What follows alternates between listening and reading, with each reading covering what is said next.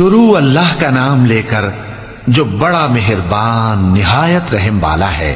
جو لوگ کافر ہیں یعنی اہل کتاب اور مشرک، وہ کفر سے باز رہنے والے نہ تھے یہاں تک کہ ان کے پاس کھلی دلیل آ جائے، یعنی اللہ کا ایک پیغمبر جو پاک اوراق پڑھ کر سناتا ہے جن میں مستحکم آیتیں لکھی ہوئی ہیں، اور اہل کتاب جو فرقوں میں بٹے ہیں تو دلیل واضح کے آنے کے بعد ہی بٹے ہیں، حالانکہ ان کو حکم تو یہی ہوا تھا کہ اللہ کی عبادت کریں، اطاعت کو اسی کے لیے خالص کرتے ہوئے یکسو ہو کر، اور نماز قائم کریں اور زکوٰۃ دیں، اور یہی مضبوط اصولوں والا دین ہے۔ جو لوگ کافر ہیں یعنی اہل کتاب اور مشرک، وہ دوزخ کی آگ میں پڑیں گے اور ہمیشہ اسی میں رہیں گے۔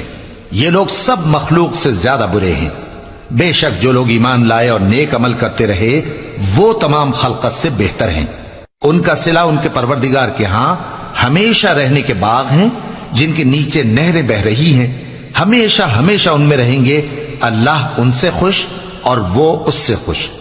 یہ صلہ اس کے لیے ہے جو اپنے پروردگار سے ڈرتا ہے۔